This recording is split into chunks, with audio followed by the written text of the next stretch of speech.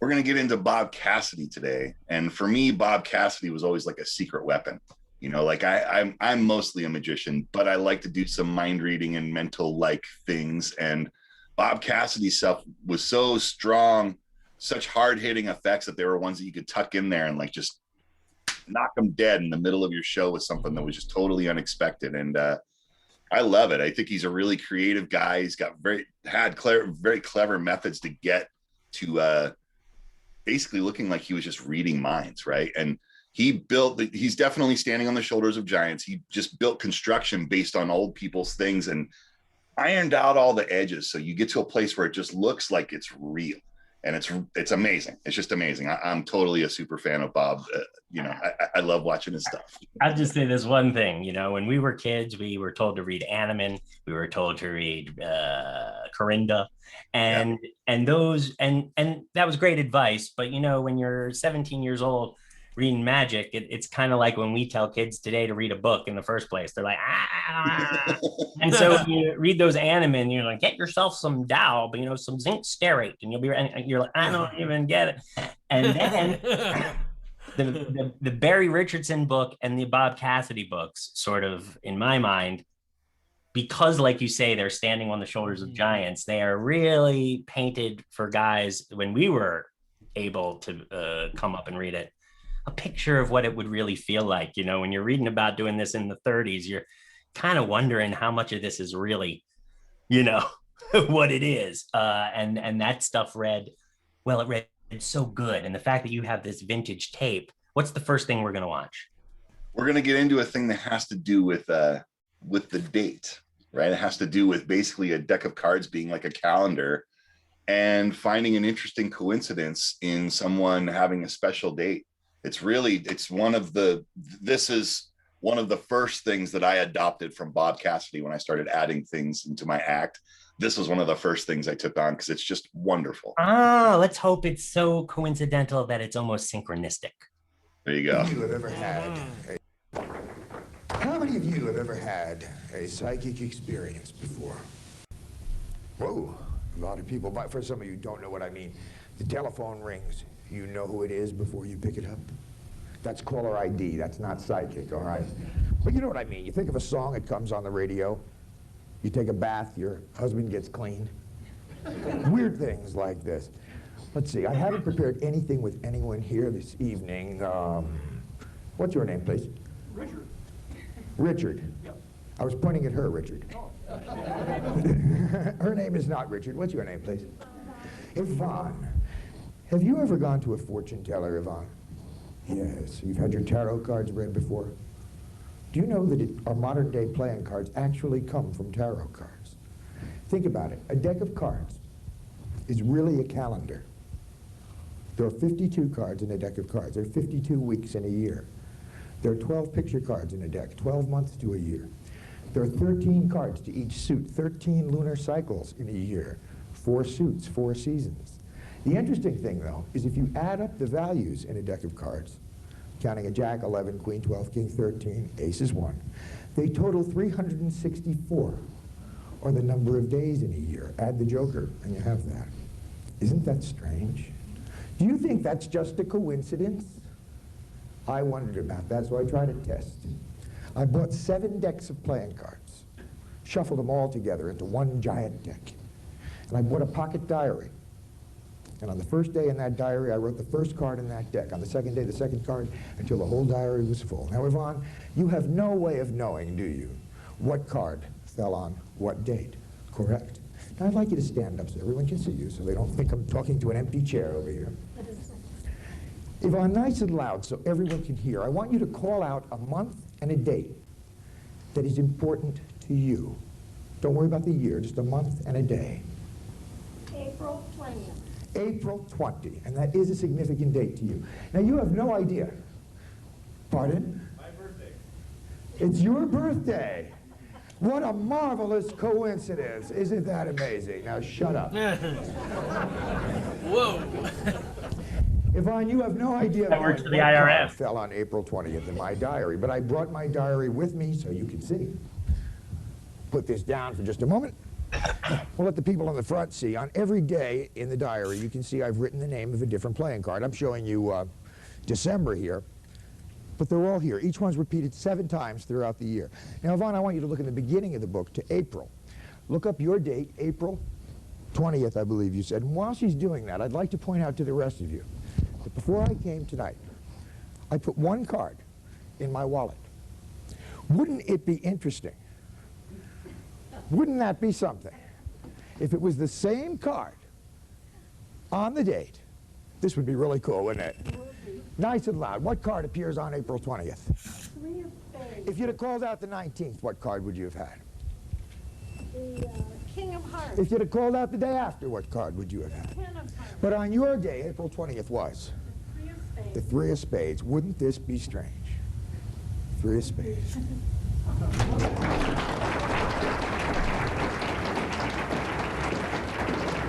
Do you think that's a coincidence, Ron? I know. That's called mojo, Yvonne. Look at this guy with the ladies. I like the way he's working the crowd right there. Wow. Would you say, Alex, that this is like the most vintage kind of top drawer Springsteen at TAMI type Bob Cassidy tape you've got is the stuff we're watching today? Yeah, I think Like this stuff, you know? Yeah. This is like the real workhorse show pieces that Bob came up with are At in the this period, during the period when he was at his dankest. Yeah. It's probably like late 80s, early 90s when all of this is shot. So he's definitely in a prime point. He's killing it. One of the things I loved about that trick, which I've really never loved as much as I did till just now, I just felt like he had 7 decks of cards. I felt a lot of production value that was not there. Mm-hmm. Like just watching it as a disinterested layman, and I just sort of, he's talking about the 7 decks, and I'm sort of picturing this whole giant box from The Price is Right or something. Mm-hmm. For my imagination, I sort of felt like I got all that. And I think that setup he does with the calendar and the relation to the deck of cards, to us, it's old hat. We're magicians. We've heard that whole spiel before. But I think I remember the first time I heard it, even just as a magician, it stopped me in my tracks. And I think for laymen, when you find out that correlation between a deck of cards and the calendar, you go, whoa, really? I had no idea. And then I think that you're set up to go into that place where, okay, this guy's all right. Because he's explained to you this technology, which seems to have come down out of the sky, these playing cards. And of course, we used to, the first time I heard about that was in Sunday school, right? Because this is like I say, they had this Kabbalah thing, and it's there's a lot of weird numerology in it. And so they break that down on the little kids, and they're like, well, it's the same effect. You know what I mean? It works on you the same way, because it's just, let's face it, it's cool. It makes a lot of sense. And it's like, it gets back to that question we all have. Whatever happened to the major arcana? I almost feel like the deck of cards, right, that we're dealing with is all that minor arcana, right? The cups and the wands and the swords and the suits. But the major arcana is those exciting cards, like death and the wheel of fortune and the lover. I sort of think they took a season off and have reappeared in the role-playing games. They're like, yeah, those are those decks. So that's an incredible trick. That's Chronologue, the OG. That's Chronologue. And there was a marketed version of this that was out there, but it was a printed book, and it looks like a printed book, and it looks like a thing you bought at the store. And I think that one of the things that Chronologue has going for it is that it looks like nothing happened. You have a notebook, you have some cards written in there that you wrote in there. And again, to your point, I shuffled up 7 decks of cards, and I mixed them up, and I laid them all out, and I went day by day and wrote it in my calendar. Like, what an image, Do you know what? And that's the art of with that date book, and it works. And you're saying, because I remember buying it once, it definitely looked like photocopied pages. And you're saying that when you've done it, and the secret, no secrets, is don't do something like that. You have to actually use your pen and fill out your date book correctly. Go buy a date book and fill in your date book for the thing, so that it looks like it's an authentic date book, right? Otherwise, it looks like it's a magic prop. And just so y'all know, it's an easy trick to do.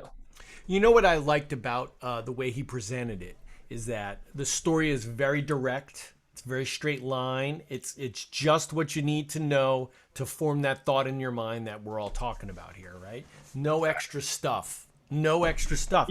And as a result, when you get to the payoff, it's that much stronger. Because it's just a straight line with the story. There's no flowery language or anything like that. It's very direct. Point is well taken, right? Because there's one man. She says April 20th. He doesn't do a joke about tax day. Some guy April 15th tries to get whatever. Wow, you pay your taxes? That's totally cool. I haven't paid him. No. Yeah, I just think it's great that you know the date. So this guy says, "It's my birthday," and we all had this reaction because Cassidy wasn't having it, and it's in the name of what Steve is saying at that moment, right? Because we might all think, wow, that was an intense choice. Is he always that snappish with people? And I think maybe we'll find out, and I'm sure his character is natural through all of his work. But in that moment, he wanted to keep it just exactly how Steve said. Right? He didn't. If you said, "Oh, that's fascinating," it's not really. There was no time to let go that string at that point. It was taut, just like Steve said. That's right. Otherwise, you have smoke, and now all of a sudden your reaction starts to diminish because there's all this other information there. Totally kept it right on track, right on target. Beautiful. Yeah. Because the whole sound effect. I mean, we were joking beforehand. Coincidence is kind of a trade term. You go through the old mental books, and they'll say coincidences. But really, that word synchronicity has a lot more meaning to it because the whole point of a coincidence is it is random.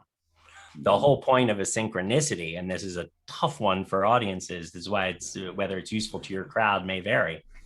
But synchronicity is when it feels like it's so impossible. It would have to be a 1 in a million coincidence, but it's not a coincidence. It's something else, right? And so he's really making sure that no mere coincidences take the audience's attention, right? Because that was just a mere coincidence, and he put that out with a fire extinguisher. That's really great. I liked it. And to what Steve's point as well, I think the reason he used the word coincidence is because it's a simple word. You could spend your whole life getting into a word debate with an audience, but the point is, they know it doesn't feel like a coincidence. They know it's an understated term, and then what it feels like is not a coincidence at all. And also look at what he did at the beginning, right? He equated the deck of cards to a calendar and said, "Isn't that a coincidence? Isn't that weird?" Right? Even though it's not, it's profound. And I think it's like foreshadowing how profound the effect is that's about to come, right? Yep. Pretty great. So exciting. What's the next one? All right. So this next one, he's going to dig deeper into people's minds looking for personal information, and I don't want to say anything because it looks so good. It just looks so good. Two people who have known each other for a long time. Not Pascal, he's known everyone for about 5 minutes, I know. Let us see, a couple preferably. Your names, please. Sandy and Goldie. Sandy and Goldie, would you mind standing? Sandy, how long have you and Goldie been together? 38 years on our next anniversary. A long time. A long time. The longer people live together, the more they begin to think alike. Now, we've just done an experiment in coincidence. We'll take it a step further at this point. Sandy, I want you to imagine a movie screen in your mind. You're in a theater. The screen in front of you is blank. On that screen, you are about to visualize something. You are going to visualize the name and face of a famous person in history.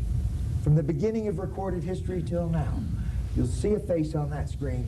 You'll see the name printed under the face. Can you do that? Goldie, focus on a screen in your mind. I would like you to concentrate on a famous place in history. Again, from the beginnings of history until now. See that place in your mind's eye. What's interesting, very often a couple that have known each other for a long time will think of related places. I've had the man think of Davy Crockett and the woman think of the Alamo. I've had the Eiffel Tower, and Napoleon. It's fascinating sometimes how these places will relate. Not always, but sometimes. Now, I have some pieces of paper here. I'm going to give you each one of them. That was very important. Would you come forward to the front so we can stay on the stage here? Here's one for you. I'll give you one for Goldie. And here's a pen for you. A pen for Goldie. If you'll just go back to her over there. On your cards, I want you to print, in your case, Sandy, the name of the person you're thinking of, and on yours, Goldie, the name of the place. When you're done, fold the card into quarters. I want both cards to look exactly the same. That's very important. Print them on the cards. Now, in a moment, one of these cards will be eliminated. No one here will know what our target is going to be, the name or the place. Are we done?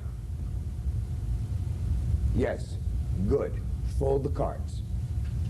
Hold on to the pens for now. Just set them on the chair. Goldie, I would like you to take both cards. Both of the cards, and if you would, step forward. That's good. Goldie, what I want you to do is put the cards behind your back. Mix them up so you don't know which is which. So you have no idea, do you? If you have an idea, keep mixing them. Good. In a moment, you'll hand me one of those. Whichever one you hand me is going to be disqualified. If you would, sir, would you hold the ashtray, please? Hand me one, the one you don't want. You're sure? You can change your mind if you like. This could be the name, it could be the place. We're going to burn it. A child-proof letter, I love it. We could be burning the name, we could be burning the place. In fact, we are burning my fingers. Sir, I want you to make certain it burns completely. Make sure it doesn't open up while it's burning. I want you to hold the other card in your fist, just like this. Hold it up over your head. Good. Come forward. The name of the place.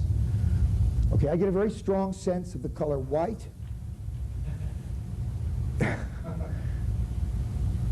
You're thinking of a white guy, is that right? No, I'm kidding. I get a strong sense of white, and just write down what I'm getting. Did you change your mind when you were writing down places? Yeah. This was the first place that came into your mind? Yes. Let me write down what I'm getting. The white was a sense of it's like a cloth of some kind. Oh, that's not it. This could be. Sir, will you hold this face down? Yes, sir. Don't look at what I've written. No. For the first time, hand me the card. I got a strong sense of a person. I said a white guy, I was sort of kidding. The first thing, though, was that white. I get a sense of a robe. I get a sense of a cloth. Does that make some sense to you? Article of clothing of some kind. I believe we have the person here. Makes sense to me. Moses. Fascinating. Nice and loud, sir. What did I write? Moses. Holy Moses! Moses. Obviously, we must have burned the place. Remain standing, Goldie, right there. We burned the place, obviously. No one could know what that is because it only exists in your mind. See the movie screen in your mind. And again, this color white keeps coming through to me. That makes sense to you, doesn't it? It's a place. It's a building in this place. I'll write down what I'm getting.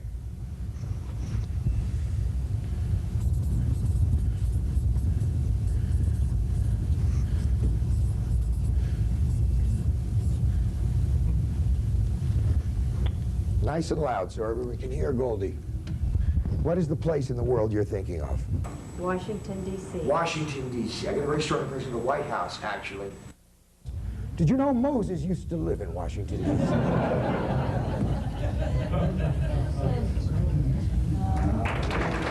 Nice round of applause for Goldie. Marvelous.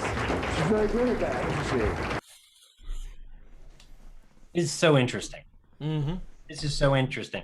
We don't talk about secrets much here in this particular moment, but we talk about the effect and the showmanship and the structure of things. And how magicians make things happen. And most of the important secrets of why anyone would feel like magic was happening aren't in the secrets of the trick. They're in the secrets of how it comes together, right? So it would help me, just as a non-mentalist, Alex, if we were to just sort of, in terms of the effect, clearly say what the effect was. Because what's beautiful in magic is you're left with this, oh my God, I can't believe that happened. Well, what happened exactly? Well, he read my mind. And that's kind of ideally where you want to all these come down to.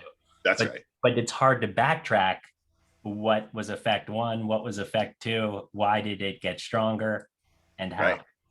Can you tell us how that played out a little bit, Alex? Absolutely. So as a husband and wife, they were each given a card, and one was asked to write down a person's name. One was asked to write down the name of a place, right?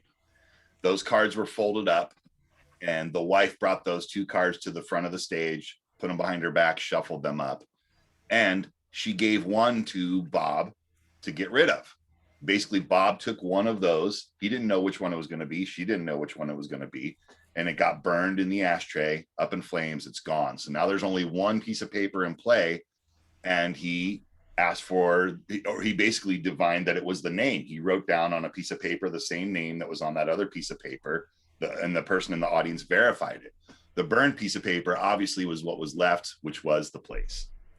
That's gone. It's up in flames. Now it's just a thought, right? So now he has to genuinely get that thought from the mind of the spectator, write it down, and show for a revelation that he basically was able to get both those pieces of information through mind reading.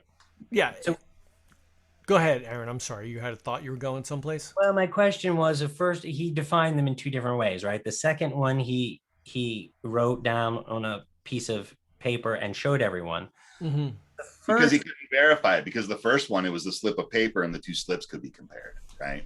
Okay, so for the first one, he wrote down on a little thing and they verified this way.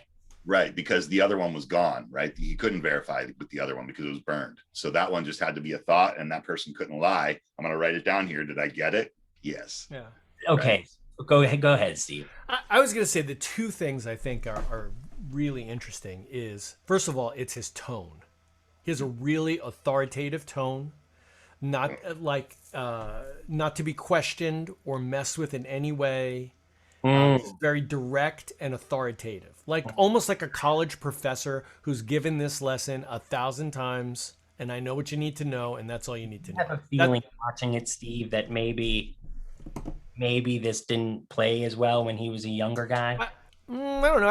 I felt like it worked for his age a little bit. I don't know. I think he grew into that because when he speaks about methods, he talks about doing these things forever and variations on how he would get to the place of the effect. Because sometimes things don't always go as planned, and sometimes you have unruly spectators and on and on. And it's clearly he has experience with all of that, and he can handle whatever's coming his way. He'll have the outcome that the other thing I was going to say is like, it's just so nice, right? When you're a mentalist and not a magician, right? That when those slip comes to you, there's not a lot of heat on what you're doing. There's not a lot of heat. He had plenty of time to do everything he needs to do right there. You have such gorgeous. And no one's even looking. What? You have such gorgeous legs. That was beautiful. Oh, thank you. I have not shaved them ever in my life. It's interesting what you're saying, because there's a trade term for these pieces of paper that often appear in mentalism, in mind reading, and it's important because when people have thoughts, no one knows what it is. You can't verify. You say, I'm thinking of something, and you say 4 hearts, and they go wrong, and but how does everyone know? So it's important that people can commit themselves, right? And so often mind readers carry these pieces of paper, which are just like you saw, which are called billets here in the United States. But that's the term you find for them. But it's really interesting that nothing about what Bob Cassidy did feels anything like close-up magic. Even though there were cards, you may have noticed the first trick had a card in it.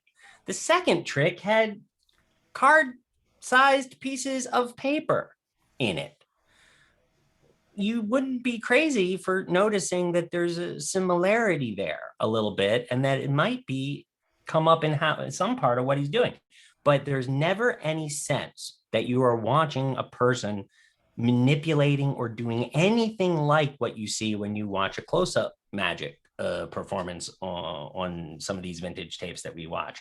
It feels different. And I think that's what Steve was just getting at a little bit, which is that Bob Cassidy is such a great example of how a mind reader can use similar principles to some of the principles that a sleight of hand artist uses, but the feeling is so different that you would never in a million years suspect that you're looking at guys who are in the same field.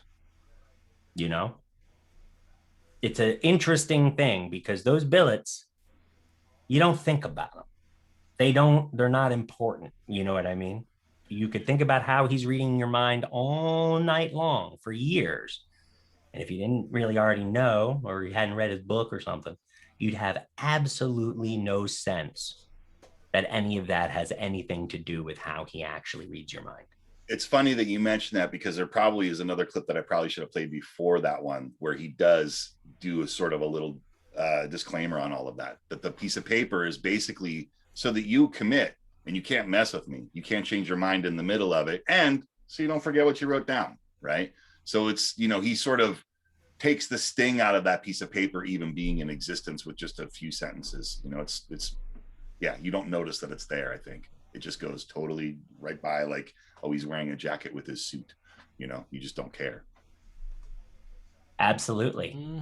So are we going to have after today, are we going to have more Bob Cassidy?